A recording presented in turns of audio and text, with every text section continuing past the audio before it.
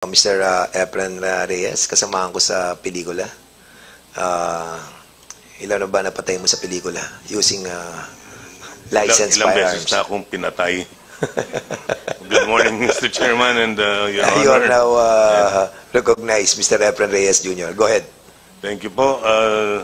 As a representative of Philippine Shooters and Match Officers Confederation headed by former TESDA Secretary Suharto Mangudadatu, former congressman too. I'm being the Vice President External of PSMOC. The position right now is I agree with mostly of all their resentments and with regards to the mga bills na they're trying to pass, and the position right now for PSMOC is the shooters. Ever since the enactment of the RA 10591, we have been what you call this disenfranchised. Nawala na po ang karapatan ng mga shooters with regards to permit to transport. Before, we were enjoying permit to transport na mga 6 months, even yung iba nga mga binibigyan pa ng 1 year na permit to transport to all firing ranges in the Philippines, including practices and competitions. Ngayon, we are merely limited to 5 days for every competition. Wala pang, kung magwa-practice ka, kailangan pang kumuha ng permit to transport ulit. Masyadong nalilimitahan yung galaw ng mga shooters natin, where in fact our shooters also represent the Philippines in world competitions. By limiting our practices and competitions, nahihirapan tayo sumali.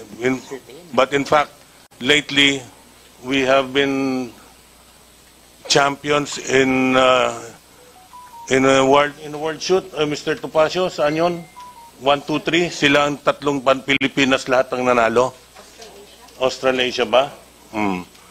We are one of the best shooters in the world. If we restrict our shooters, baka bumaba tayo sa standing natin. Yun lang po ang request ng PSMOC for this time. Mr. Reyes, I would like to disagree with you. Wala pa naman itong mga batas na ito nung nanalo ng 1, 2, 3, di po ba? Wala pa naman eh. It's the present law kung bakit nanalo yung ating mga competitors na sinasabi mo. Why would you say na hindi naman nanalo kung ipapasa natin itong mga bills na ito? What is your by basis? nalilimitahan po yung ibang mga shooters natin. Hindi nga natin. nalilimitahan nun. Nanalo na nga sila eh. Ikaw na mismo ang nagsabi eh. Opo. Yung iba po, meron So, ibig mo sabihin, kailangan natin luwagan. Luwagan lang po natin ang Bakit konti. po? Ha? Dahil nalilimitahan po yung mga competitors natin. It's limited by law. Bakit po natin luluwagan? What is your logic behind that? Logic being... I cannot concur with your statement as a lawmaker.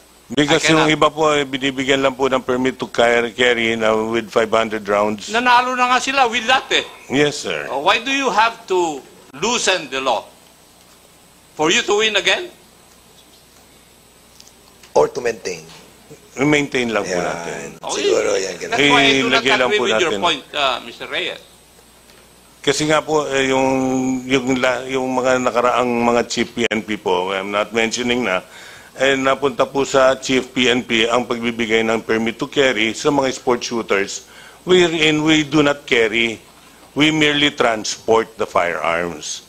Hindi. Ang point ko, Mr. Reyes, with the Opo. present law, nanalo na kayo ng 1, 2, 3. Yun ang sabi mo eh. Opo. Tapos ngayon, luluwagan para magkaroon kayo ng 5,000 na ammunition for one. Kasi limited to 500 according to the law. The 500 is for the transport of the firearm, of the ammunition to the range. Yes. Yung So, 5,000... that is not enough? The 500... Usually po, 500 is kung minsan kinukulang pa ang shooters sa firing range for a competition. Yung PNP, do you agree with that? that 500 is not enough for practice? For one practice session?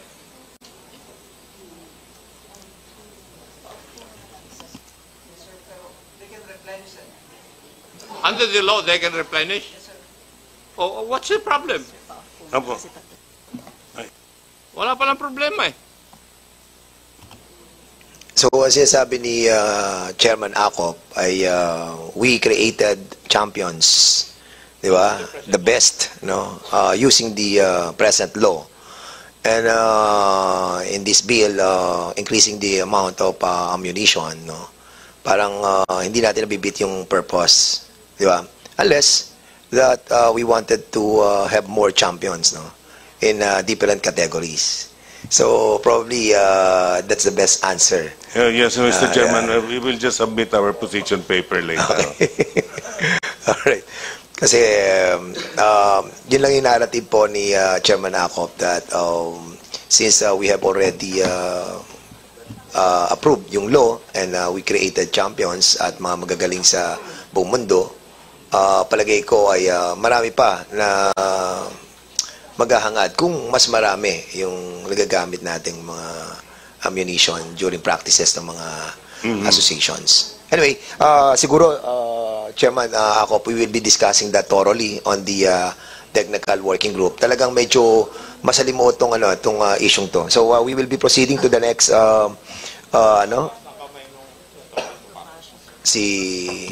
Mr. Topacio, are you raising your hand? Yes. Okay, go ahead, please. Mr. Chair, to answer the question lang of the good Congressman Acop, I think si Mr. Reyes, hindi niya masyado explain. A lot of these shooters during the gun ban and most of the time when they practice, a lot of them are in the US because in the US, they don't restrict ammunition. If you talk to any shooter here in the Philippines, especially those who compete abroad, I mean, my brother is part of the national team for shotgun, and he can only bring a certain amount of rounds during practice rounds. The minimum amount of ammunition, if you want to train competitively, if you want to go to the World Cup, if you want to join the Olympics or the SEA Games, is at least 1,000 to 1,500 rounds a day. And we are only being allowed, I believe, if you're a sport shooter, 500.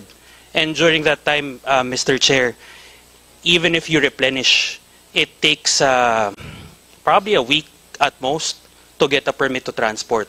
Whereas if you're a competitive shooter and you're representing the Philippines, you would need to practice almost every day if possible. So I think that is the reason why these proposed amendments are being kaya siya linalatag po sa inyo, Mr. Chair. It's not only to allow yung amount of ammunition to be owned, but also most of the reason is because sport shooters really need to practice with a lot of ammunition. And bear in mind po, Mr. Chair, with the increase of ammunition na pinopropose po dito sa House Bill, from what we understand, this does not only include the civilians. Because as gun stores po, whenever we sell ammunition, even to law enforcement, may it be the PNP, NBI, PDEA, AFP, when they buy ammunition in their personal capacity, we can only sell them 50 rounds. Okay. That's understandable. Now, Mr. Chair. before, sige, Congressman Acop, then Congressman Plato. Kasi yun lang ang provided for by law and you have to abide by that. Di ba? That is what the law says. Otherwise, criminal cases will be filed against you Yes. if you violate that. Yes. That's why we support the amendment nga po, Mr. Congressman. Thank you po. Alright, so we will be medyo umiinit na ang ating discussion and that's the reason why we need to create a technical working group on this matter. Kasi Chair. medyo contentious yan. Pero because we have an existing law and we have to follow it, and that's the reason why meron tayong amendments na gagawin natin. But, of course, it Mr. will be also debatable.